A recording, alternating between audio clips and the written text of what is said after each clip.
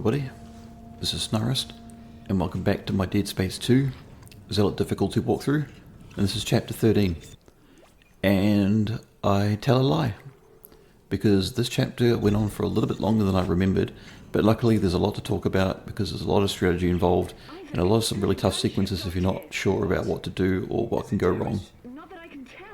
And as you already noticed, from how I saved just then, and how my movement seems a little bit less fluid than it has been in the past videos, that's because while I did get the problem fixed eventually after this walkthrough was over, I am now playing on mouse and keyboard just for these last few chapters, and I did have to cut out a few mistakes here and there, but every once in a while you'll see me open up my menu by mistake in my inventory. Well, that's just because I'm trying to reach for a different key or trying to refill my stasis or my health, and I completely mess it up. So unfortunately some sequences in the future chapters are going to be a little bit rough on the edges, but if you want to see me work at my absolute best, then just keep an eye out for my hardcore walkthrough, and then you're about to see me take on those sequences a lot easier. And while it may be different from Zealot, because Zealot, the enemies are a lot tougher, it's more or less the same principles. And so we just skip the cutscene there, pretty emotional one, and a moment that not too many people pay attention to, but I rather like it. It's when Isaac finally lets Ellie go and sends her on her way, and he falls back against the wall and is just all sad because he realises he's given up his chance to escape, but he'll never be able to get away from his nightmares or what's been going on with him until he finishes the marker and puts an end to it all. But it's also kind of more of a hint that he's a bit suicidal, and that once this job is done, he doesn't care what happens to him just as long as the marker is destroyed. And that's sort of why you see the ending play out the way that it does, and I'll get more into that when we actually get there. But for this one sequence here, this can be a little rough because there's a lot of enemies to deal with, and they'll come both from the left and the right hand side of the stairs, mostly from the right hand side, funnily enough. But if you sort of stick to the middle of this area up here, none of them can jump down on you, none of them can get in behind you. The lurkers that are up on the walls, like to your right and your left, they are about the only real problem you'll have, because there's no dead bodies for the injectors to do anything with, and sure, you get a couple of assists, but luckily they only ever spawn down in those lower areas. See, look at that. By the way, if a lurker happens to be just running around like crazy, never opening itself up for you to kill, and it's getting closer and closer to you, whether it's on the ground, on a wall, or on the ceiling, just start shooting at it, because you should have enough ammo to use on pretty much anything you want. And when you do that, it'll start to open itself up. It's a waste of ammo, and it does, it does take quite a bit to get it to open up, and it does barely any damage, but the point is that it opens up. Just shooting it is enough to get it to panic and open up. And there's going to be, I don't know if it's because you take too long and more Necromorphs that are on their way up through the tunnels will appear, because if you take too long in this sequence, more Necromorphs spawn in, or maybe there's a couple of the delayed. Again, I haven't played the game properly in about 4 or 5 years since doing this walkthrough, and this was quite literally the first time I loaded up the game since then. There's a wall locker and a power node down to the left hand side there. So just do your looting, but keep an eye out for any particular sounds that throw you off, because there may be a Necromorph or two lurking about. They're a little bit delayed, but it's usually pretty safe. But you'll still hear their sounds anyway, because they're still technically down in the tunnels, but they won't come in. So it's definitely off-putting, but thankfully you only need about 10 or 15 seconds to do any of those wall hacks. I've never actually tried to do it before getting assailed by enemies. I wonder if you can actually open that up faster before the enemies have time to react and get you to attack. I don't think so, but yeah. So when you go down this hallway, stick to the far right, just so you've got the best chance of avoiding getting hit by the soldiers and saving yourself some damage. So before you go down those stairs, down that hallway, you can see ahead there's a big line of defense. Soldiers are all ready for you, Tiedemann's men. But if you stick to the right and go around the wall columns and just stick to the far right, just sprint ahead and then get to the door. Not a problem whatsoever. Just follow this path through, head upstairs to the top office, and you can take out the battery and you can let all the Necromorphs through. And it's a really cool sequence. I like it a lot. And if you look down there, you can actually see the Ubermorph, but you don't recognize it at first. You think it's a completely different Necromorph that you've never seen before, but it turns out it's just the Ubermorph. But in Dead Space 1, he looked just like a slasher, but big, chunky, kind of fleshy and melting a little bit. Whereas in this, he's more alien-like, I suppose, and less zombie-like. So his limbs are really skinny, and he's tall. He walks exactly the same, but he's got some sort of weird, like, eldritch structure to him. And his face kind of opens up with different lights for eyes, sort of like the hive mind almost, which is kind of funny. But personally, I like the Ubermorph's design in this game more than the first one. So there he is down there, and all these slashes are running past him. And you just got to wait the sequence out until all the soldiers are dead, and you can go down there. And when you go down there and you head out into the open at the checkpoint, you'll be dealing with an infector, which you can just kill nice and easily. And it takes a while for the other Necromorphs to recognize you, actually, which is nice, because there'll be a few of those little bug things that are crawling around, a few of those leeches, and there'll be a couple of slashes, a couple of spitters. There'll be assist, so you got a stasis canister here if you need it, but you don't really need it. If you can, pick it up and throw it into the big crowd slightly ahead, so just wait for them to go by, otherwise they'll latch onto you. But the moment you step out of this door, you're going to get hit. So aim for the infector, so he has a hard time bringing these dead bodies back to life. Hopefully you can catch the little leeches so that they can stop attaching themselves to these spitters and this black Necromorph slasher. And just lay into them with a single mag of the plasma cutter. And if there aren't that many of them left, use limbs and throw it at them, or just run into them and get them off. It's not going to take that much damage off of you, especially now. There'll be assist in the back by the checkpoint, so just be mindful of that.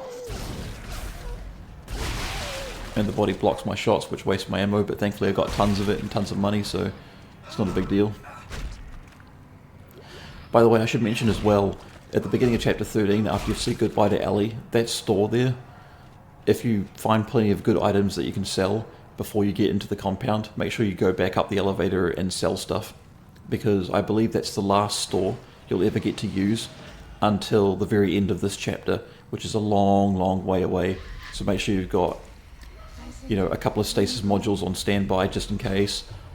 Make sure you've got close to 100 rounds, especially if you're playing on hardcore, and try to have like 5 or 6 medium health packs.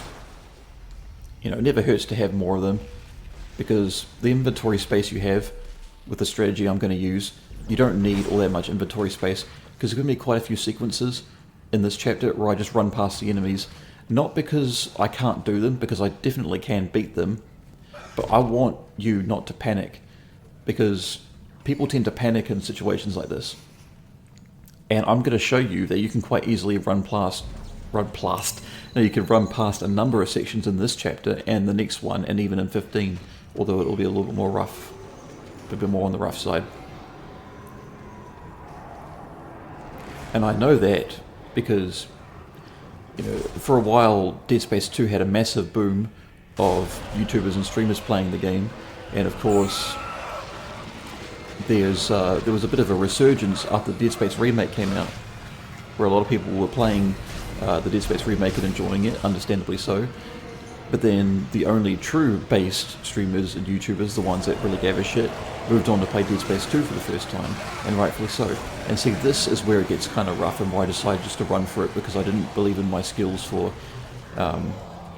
playing on Zealot with mouse and keyboard.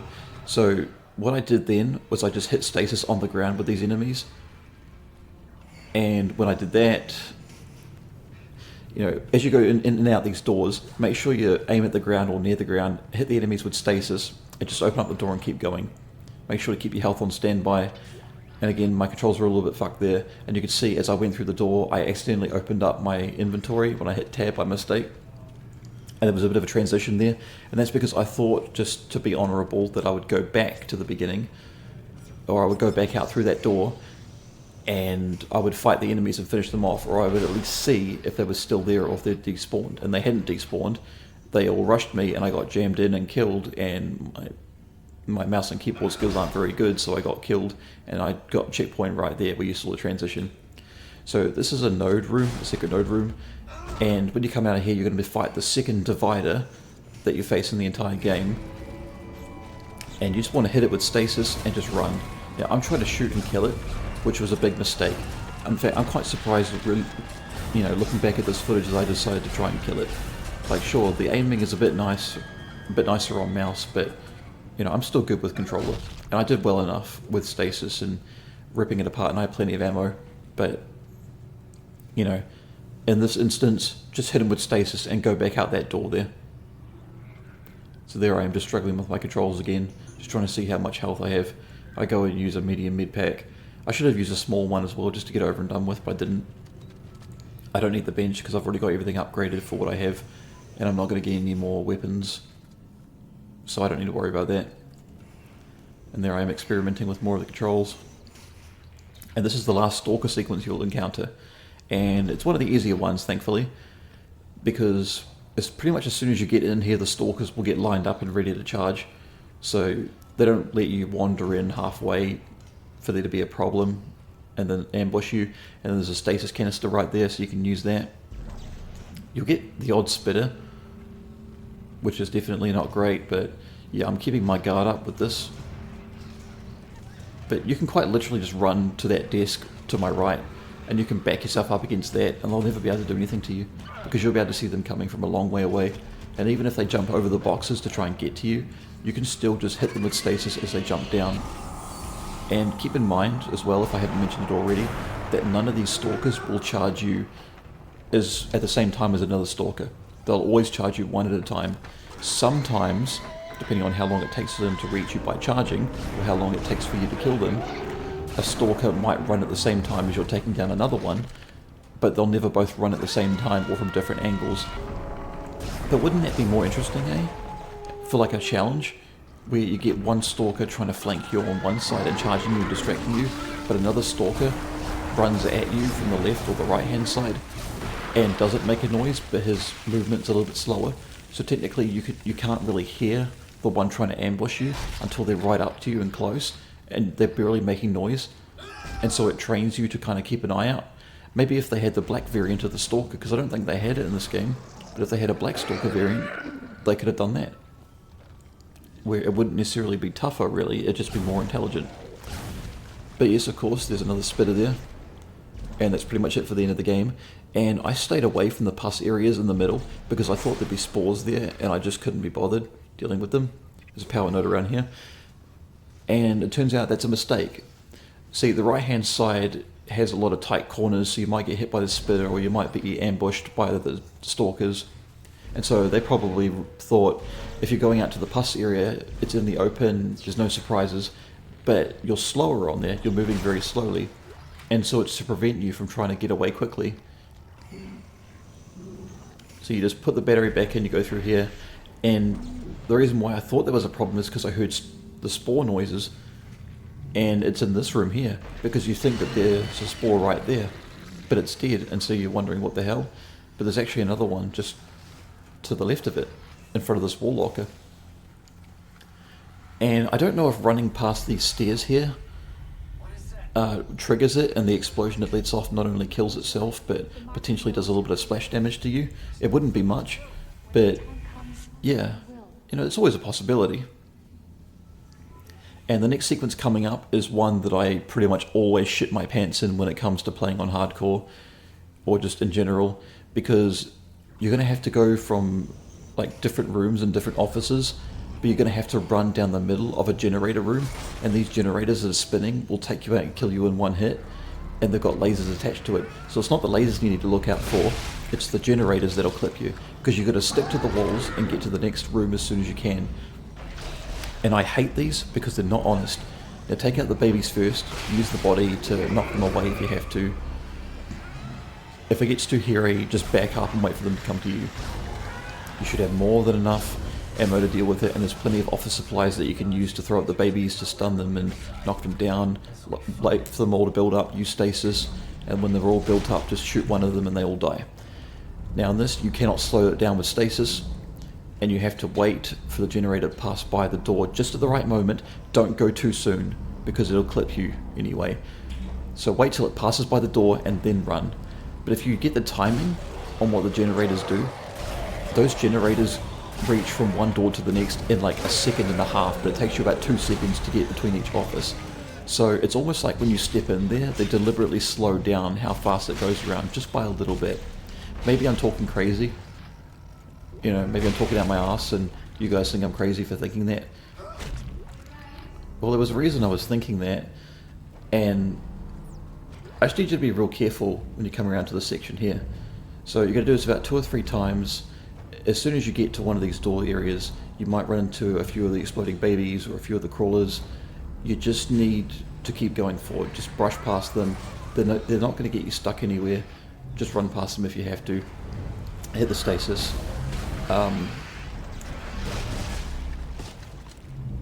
You know, it's a great way to slow them down, and you got one more to go. You know, I feel sorry for anybody playing on hardcore that hits this and get hit by the generator or the lasers and has to go all the way back. When you get to this final area here, you get a couple of these, I guess they're doctors or something.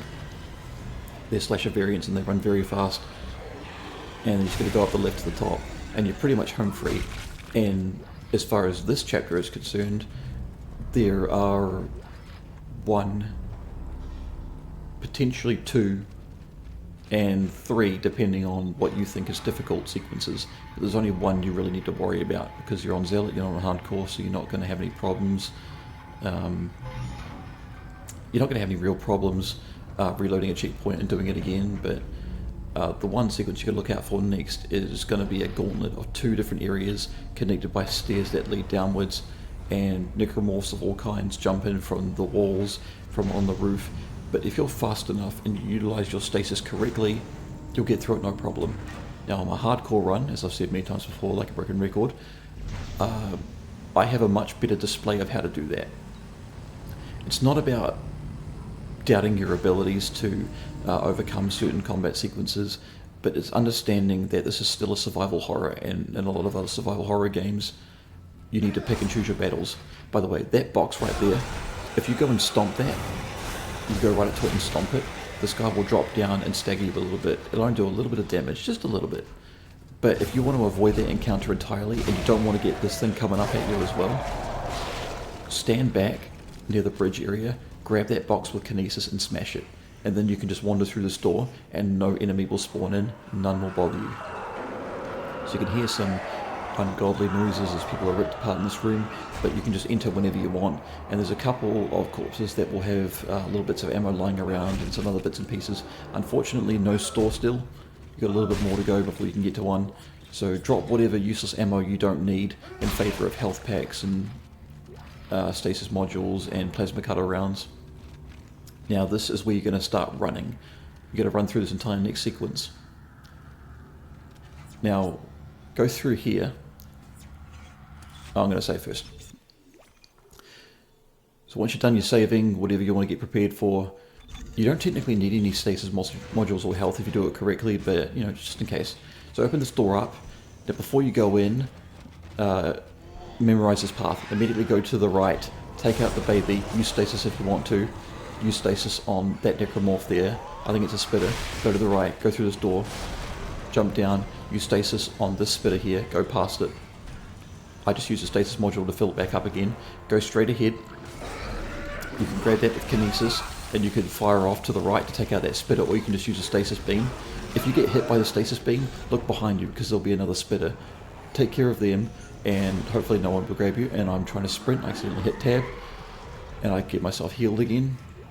I'm just getting my stasis ready, and you can just wander down here, open up this door, and boom, you come down here, you're home free. And you just need to smash these boxes.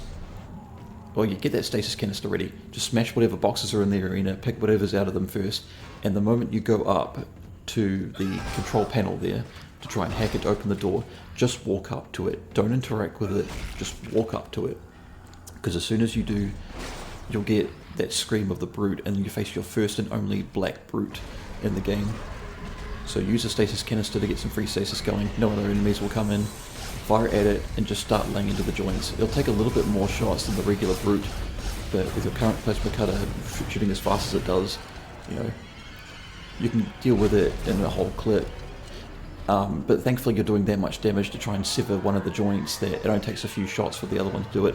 If it doesn't, then you can always just use more stasis. That stasis canister already works so well that you probably don't even need it. So I'm trying to go back to see if I can revisit those areas, but I can't. So if you go through that door and across like a little bridge area, you come into this area here where you've got your last store and your last bench until the end of chapter 14. So do what you need to do here. I've got tons of money. I'm selling my semiconductors. You can see how much money I got there. And my storage is full of stasis modules and it's full of health packs. So I've got more than enough of what I need. And that's what I mentioned in one of the earlier parts, I'm pretty sure. That the real problem for the first half of the game is making sure you've got enough health kits and ammo to go for the rest of the game, but getting your stuff upgraded as soon as possible, and then for the rest of the game spending all your credits on ammo and health whenever you need it, and never bothering to pick up much of anything else because you don't need it, and you've already got more than enough money. Whereas in hardcore it's kind of the opposite, you need to balance it out. So anyway, here I am just buying a bunch of medium health kits because large health packs are a little bit overkill in terms of price, and you don't really need to fill it up because the medium health packs take you from like halfway up to mostly full, and that's really all you need. Because even if you lose a little bit of health in chapter 15 sequences in particular, any amount of little damage can turn into big damage from the next attack if you're unprepared. So I'm going to go ahead and save, and we move up to the top floor, and in this top floor there'll be a bit of a lengthy cutscene. There's a few wall lockers and boxes to break. Make sure you take care of everything because you won't get another chance. If you need to go back down the lift to save, and to trade in some inventory or to buy more if you don't think you're ready. It doesn't even make sense if you don't think you're ready.